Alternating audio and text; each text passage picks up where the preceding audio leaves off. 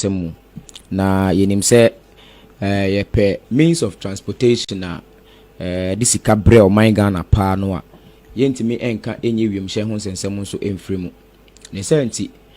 fitibra Ghana mampeni na Addo Dankwa Addo obetuna benwa yiso mpo no na obonto akra se Ghana fo ehunu mobone yento abama no ya ade se na ni so de hunu kese pa ene se oba o man Ghana wiemhye ho nsensem no ya ade se esan begina ne naso biem na ye kan no mienka ka ye ho kakra the year 2004 and Ghana Airways we can say a collapse ye a gui cry antimi answer nyina ne naso biem ha adwen ye pa esanti Ghana man penny and Addo Dankwa Addo and penifo kwa setena ebobo ho a se kwan ben so an ye sign ebema Ghana Airways asan ejina ne naso biem lenso penifo keka ya keka bia lenso nya de se itimi etentam ye sabre no nti eno so ekodaye na ye kan no na yenim se wiemhye ngina bia wo man Ghana mu akese pa eye miensa ene nyame adom na se Kumasi International Airport beka ho na akese akoye miensa anisa na wiemhye ye adwuma kese pa wo man Ghana mu bi no ena meba bobosui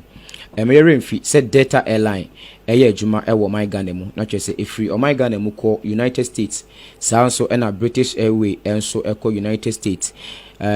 Sky enso eko ho sanso na Ethiopia Airline enso eko African World Fly Emirates enso eko na Kenya Airways enso eko na de ka ho biem enso eye United Airways na ebusia ne gisem a abeto yapono so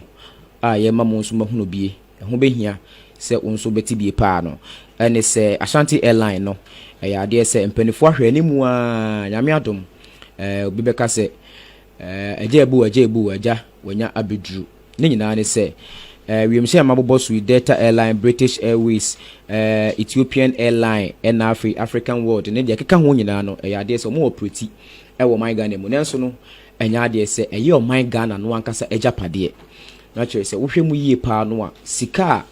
aban no benya afri mu no ne fa kese no enso de kɔ amanfo kuro so nti ha adwen yie pa na se de medical de to dwa se 2004 no a Ghana Airways entimi ansori anyina ne naso bie mu nyina gina ka hodo a na Ghana de papa na Ghana de ka papa nyasam ketwa na eno mu no 2020 nyame ya adom empenifo kwa setena adwene ho hunu se omo pese omo san revive Ghana ye wiemhye ngina bia no anase oman Ghana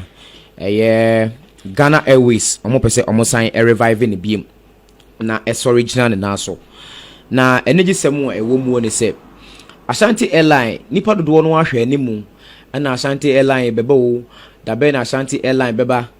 na Ashante Airline kura no sen na bebia koduro ne nyina da yade a ene Rajab Media GH abusua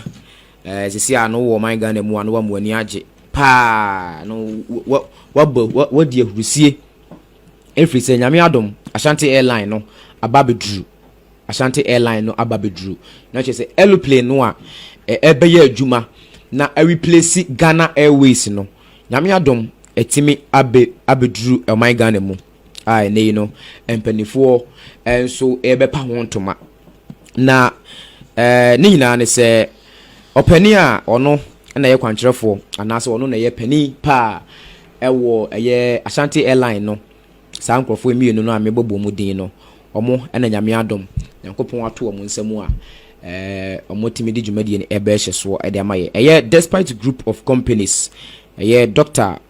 Osei Kwame despite na afa Dr. Oforisapon na chese saa mpanifo emienu na nyame adom omo akomotama bomu a omo behwe se Ghana aban ako na anye yi a eno nkyere se wiemhye ngina bia ho nsensem no yebetimi agyae no saa na se yebetimi ahwe ama na aka ho na se agu kura efisi sika hodo ye nya firi mu no abusu nya asem ketwa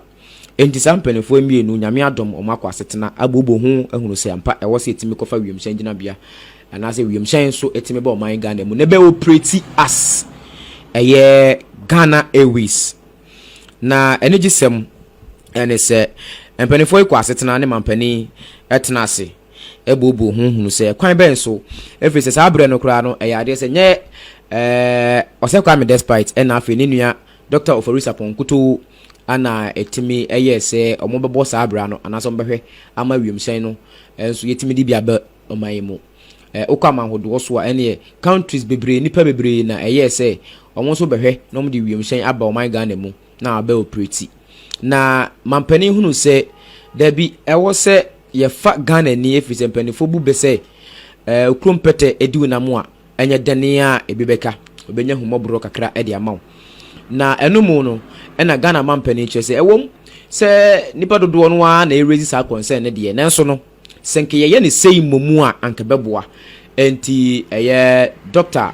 osakwa me despite ena afi ne nua Oforisa Pon ana chese mpanifo agia tum prempren ya ye kasa yi no se omomomodene na omontimi emfa wiemhyɛn gina bia no ana se wiemhyɛn no enso emra na Ghana enko nanimu na abusia sansemu a ye kan na ne achepa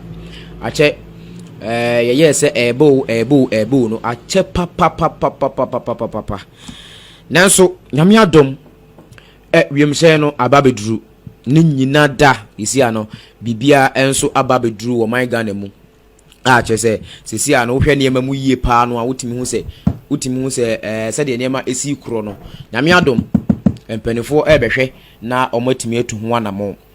na abuzia ayade se Ghana mampani na adodanko akufo ado enso ne hyehyeye a ode agu akwan mu se obehwe na wa revive Ghana Airways no ai no nti one mpanifo binom etena ase na ehwe se the year 2020 ya nya de se etimitetamo ye no kra no nanka or partner Egypt mpanifo Egyptians ananka mo partner nanka mo atimi de science na gu akwan mu nanso no obibeka se entimi antentam enti se mpanifo timi atu na mo se na se nyame adom Ashante airline etimi eba na aba replace Ghana Airways a yegidiye se nigisem na